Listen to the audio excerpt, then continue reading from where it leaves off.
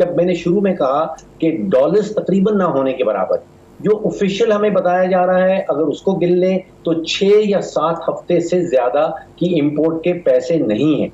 इसको अगर आप कंपेयर करके देखें, आप सोचिए कि पाकिस्तान के स्टेट बैंक के पास कोई 10.8 अरब पड़े हैं और इस वक्त इंडिया 650 अरब अपने खजाने में दिखा रहा है, अपने रिजर्व्स में दिखा रहा है। देखिए हकायक सामने रख लें कि बिटवीन अप्रैल एंड जून अगले 3 महीने में तकरीबन 3 से 4 अरब डॉलर का हमने डेट की रिपेमेंट करनी है, कर्जाजात की वापसी करनी है। ठीक है। और between now and June next budget से पहले 5 या 6 अरब डॉलर का हमारा करंट अकाउंट का खसारा है। तो यहाँ पे कहीं 9 से 10 बिलियन डॉलर की जरूरत है अगले 3 महीनों के दौरान जी। इस वक्त स्टेट बैंक हमें बता रहा है कि उसके पास 10.8 अरब डॉलर पड़े हैं, जिसमें से 4 अरब चीन का, जिसको हमने कहा हुआ कि हम उसको टच नहीं करेंगे, 3 अरब कोई सऊदी का पड़ा है, यूएई के पैसे पड़े हैं, कतर के पैसे पड़े हैं। तो इस वक्त जब मैंने शुरू में कहा कि डॉलर्स तकरीबन ना होने के बराबर, जो ऑफिशियल हमें बताया जा रहा है अगर उसको गिन लें तो 6 या 7 हफ्ते से ज्यादा की इंपोर्ट के पैसे नहीं हैं। इसको अगर आप कंपेयर करके देखें, आप सोचिए कि पाकिस्तान के स्टेट बैंक के पास कोई 10.8 अरब पड़े हैं और इस वक्त इंडिया 650 अरब अपने खजाने में दिखा रहा है, अपने रिजर्व्स में दिखा रहा है। तो हालात बहुत संगीन हैं और ये जैसे मैं पहले श्रीलंका की बात कर रहा हूं, 2 चीजें बिल्कुल कॉमन है पाकिस्तान और श्रीलंका के दरमियान। एक तो सियासी अदम इस्तेहकाम, श्रीलंका में भी बेतहाशा और पाकिस्तान में भी आप देख रहे हैं कि बेतहाशा, और साथ ही साथ ये बैलेंस ऑफ पेमेंट का क्राइसिस, यानी कि डॉलर्स नहीं बचे कि वो मजीद ईंधन खरीद सकें। जैसे आप श्रीलंका की पहले बात कर रहे थे, वहां पे तो उनके पास कागज खत्म हो गया, उन्होंने बच्चों के जो एग्जामिनेशंस हैं उनको डिले कर दिया है क्योंकि डॉलर्स नहीं है कि एग्जामिनेशन ले सकें और कागज। और फिर प्लास्टिक, जो ड्राइवर्स प्लास्टिक इंपोर्ट करते थे, ड्राइवर्स लाइसेंस बनाने के लिए उनके पास प्लास्टिक खत्म हो गया है और जो आपके लाइसेंस एक्सपायर हो रहे हैं उनको कह रहे हैं जी कि वो आप समझिए कि खुद ही रिन्यू हो गए। जो लाइफ सेविंग ड्रग्स हैं, ये वो तो ऑफिशियली उन्होंने डिक्लेयर कर दिया ना, वो बैंकरप्ट हो गए हैं, डिफॉल्ट कर गए हैं।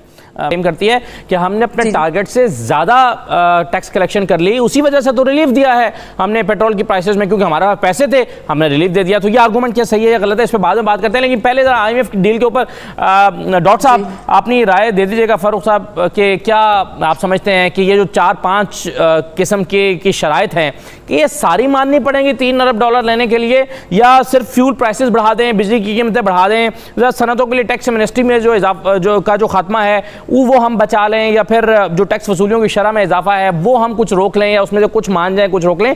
ये किन शराइत पर डील होती नजर आती है आपको?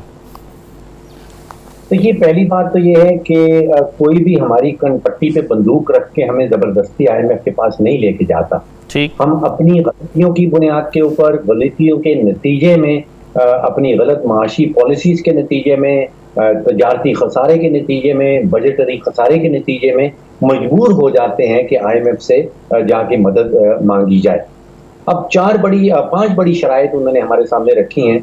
एक तो है कि पेट्रोल की सब्सिडी को है उसको पूरी तरह विड्रॉ कर लिया जाए, टैक्स एमनेस्टी की स्कीम जो पिछली गवर्नमेंट दे गई थी उसको खत्म कर दिया जाए, बिजली का रेट बढ़ाया जाए, एक वो कहते हैं प्राइमरी बजट सरप्लस उसको मेंटेन करें, और इजाफी टैक्सेस। अब मैं ये समझता हूँ, मेरा जाती तजिया ये है कि पहली 4 शराइत जो हैं वो पाकिस्तान के अपने मुफाद में है। देखिए दुनिया में इस वक्त कोई भी ऐसा मुल्क नहीं है जो महंगा तेल आलमी मार्केट से लेके और उसको सस्ता अपनी डोमेस्टिक मार्केट में बेच रहा हो। तो इसका मतलब है डॉक्टर साहब, जो पाकिस्तान तहरीक इंसाफ तेल महंगा करती थी वो सही करती थी, और उस पर जो अपोजिशन का एतराज था कि जी गरीब पर बम गिरा दिया और पेट्रोल क्यों बढ़ा दिया, वो गलत एतराज था। जी, हमारी मईशत के साथ सियासत की जाती है और दोनों तरफ से की जाती है। जो हुक्मरान जमात है वो भी सियासत करती है मईशत के साथ, और जो अपोजिशन उस वक्त होती है वो भी सियासत करती है। ऐसा होना नहीं चाहिए। किसी तरह से जो माशी हमारा ढांचा है, अगर उसको किसी तरह सियासत से कुछ इंसुलेट कर दिया जाए, बहुत सारे ममालिक में ऐसा होता है कि माशी पॉलिसी चलती रहती है। आप जापान में देख लें, वहाँ पे पिछले 10 सालों में कितने वज़राए आज़म आए और बदली गए। इसी तरह बरतानिया में भी जब वज़ीर आज़म साहब अपनी मेजॉरिटी खो बैठते हैं तो वो चले जाते हैं, लेकिन माशी पॉलिसी जो है वो कंटिन्यू करती है।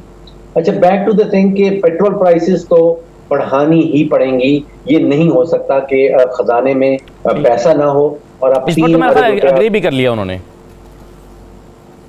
टैक्स एमनेस्टी स्कीम भी विड्रॉ करनी पड़ेगी। बिजली की कीमतें हमने ऑलरेडी आपने देखा कि बढ़ानी शुरू कर दी हैं, तो वो IMF के कहने के बगैर ही वो बढ़ रही हैं। इजाफी टैक्सेस जो 5वीं शर्त है, उससे मैं एग्री नहीं करता हूं।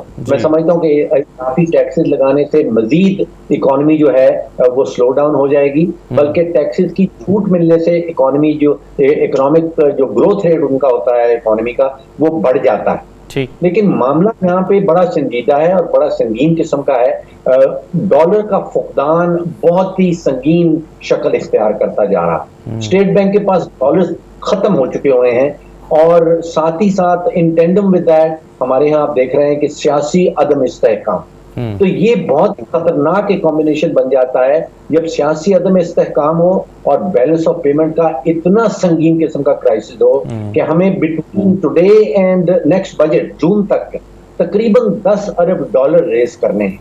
10 अरब डॉलर अगर हम रेज नहीं कर पाएंगे तो आप सोचिए कि आज पाकिस्तान वहां खड़ा है जहां पे शायद श्रीलंका आज से 5 या 6 महीने पहले खड़ा था, और श्रीलंका का हाल देख लिया कि वहां पे क्या हो रहा है। जी हाँ, नहीं, मेरे ज़हन में यही सवाल आ रहा था जो मैं आपसे पूछना चाहता था, और मैं ज़रूर ब्रेक के बाद इस पर पूछूंगा, क्योंकि श्रीलंका के बारे में कहा जाता है कि उसके साथ जो हुआ है वो सिर्फ इसलिए हुआ है कि वो अपनी ऑयल के बिल पे करने के लिए उसके पास डॉलर्स नहीं बचे थे। अब जब ऑयल नहीं ले सका, अपनी इंपोर्ट्स नहीं वो कर पा रहा, कागज़ उसके पास नहीं है, गाड़ी चलाने के लिए या बिजली पैदा करने के लिए तेल नहीं बचा है, तो इस वजह से वो डिफ़ॉल्ट कर गया है और उसने ऑफिशियली अब खुद को डिफ़ॉल्टर डिक्लेयर कर दिया है कि वो बैंकक्रप्ट हो गया है।